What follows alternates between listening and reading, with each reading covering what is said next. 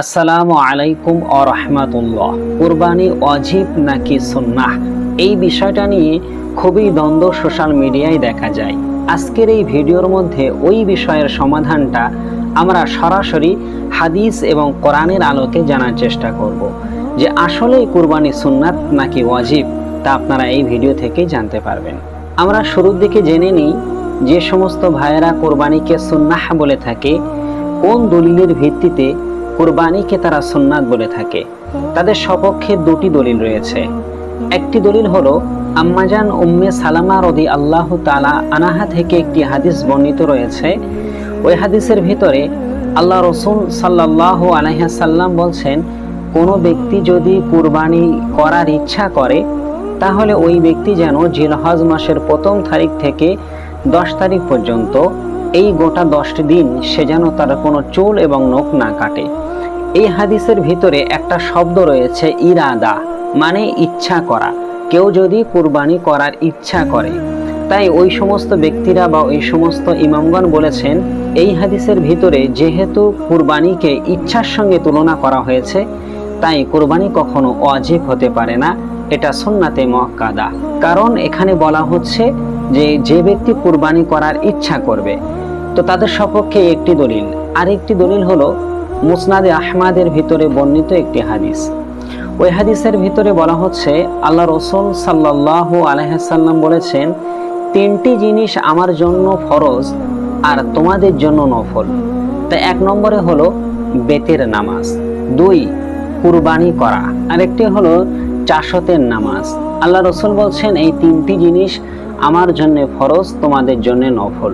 তাহলে তাদের সপক্ষে এই দুটি দলিল পাওয়া গেল।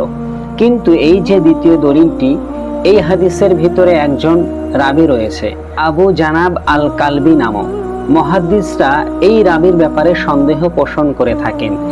এই রাবীটা সাকা রাবী নয়, মানে বিশুদ্ধ রাবী নয়, ওই রাবীটা হচ্ছে জয়ীফ রাবী। সুতরাং এই হাদিসটি জয়ীফ। তাহলে যে সমস্ত ব্যক্তিরা কুরবানিকে সুন্নাতে বলে থাকেন, তাদের সপক্ষে যে দুটি দলিল রয়েছে, তার একটি দলিল অকেজো হয়ে গেল, কারণ এই দলিলটি হচ্ছে জয়ীফ দলিল। তাদের সপক্ষে এখন আর একটি দলিল, শক্ত দলিল রয়েছে, তার জবাব আমরা শেষে দেব ইনশাআল্লাহ। এখন আসি যে সমস্ত ওলামাগণ, ইমামগণ কুরবানিকে ওয়াজিব বলেছেন, তাদের সপক্ষে কি দলিল রয়েছে। তাদের প্রথম দলিল হলো আল্লাহর কোরআন।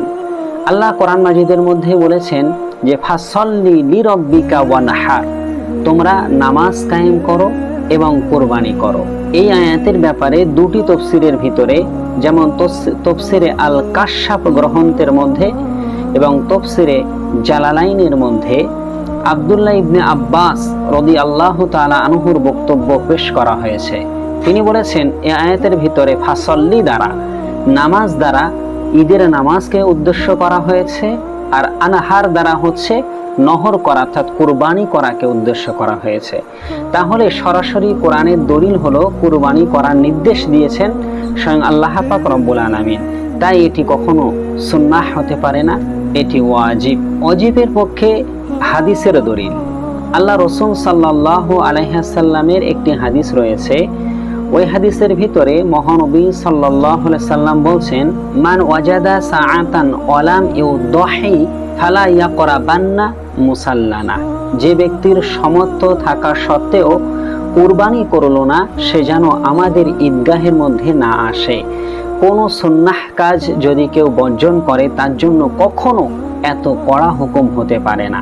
যেহেতু এত কড়া হুকুম আল্লাহ রাসূল দিয়েছেন, তার মানে এখান থেকে পরিষ্কার হওয়া যায় কুরবানিটা হচ্ছে ওয়াজিব। 3 নম্বর দলিল, আল্লাহ রাসূল সাল্লাল্লাহু আলাইহি সাল্লামের একটি হাদিস রয়েছে, কোনো ব্যক্তি যদি ঈদের নামাজের পূর্বে তার পশুকে কোরবানি করে ফেলে, তাহলে ঈদের নামাজের পরে তাকে নতুন আরেকটি পশু এনে কোরবানি করতে হবে। কোনো সুন্নত কাজের জন্য এত কঠিন নির্দেশ কোনো দিন থাকতে পারে না। রাসূলুল্লাহর আরো একটা হাদিস রয়েছে, 4 নম্বর দলিল, আল্লাহ রাসূল সাল্লাল্লাহু আলাইহি সাল্লাম বলছেন, রমজান এসে পূর্বের সমস্ত রোজাগুলোকে মানসুখ করে দিয়েছে, অর্থাৎ রমজান মাসে অনলি ফরজ রোজা রমজানের রোজায় রাখতে হবে। রমজান মাসে ফরজ রোজা ব্যতীত অন্য কোনো নফল রোজা বা মুস্তাহাব রোজা রাখা যাবে না। অনুরূপভাবে কুরবানি পূর্বের সমস্ত জবাইকে রহিত করে দিয়েছে।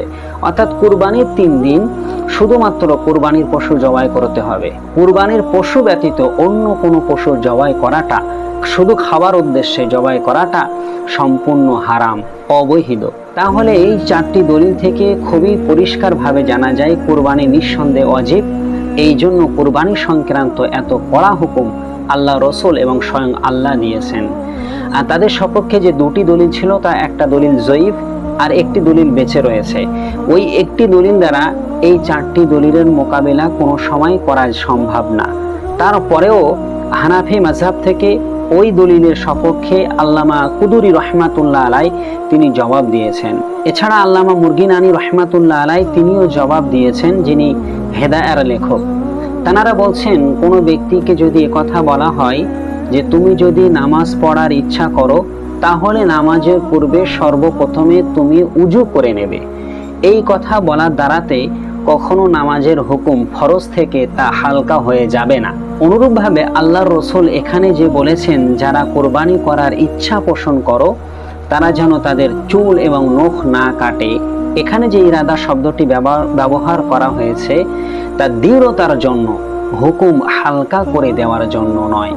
তাহলে আশা করি এতগুলো দলিল থেকে এটা পরিষ্কার হওয়া গেল যে কোরবানি করাটা ওয়াজিব, এটা সুন্নত নয়, এবং ওয়াজিবের পক্ষেই সবচাইতে বেশি দলিল। তো অবশ্যই আপনাদের মতামতটা আপনারা কমেন্টের মধ্যে লিখবেন, ভালো লাগলে লাইক দেবেন। ইনশাআল্লাহ আগামীতে আপনাদের সাথে আবার দেখা হবে। আল্লাহ হাফেজ।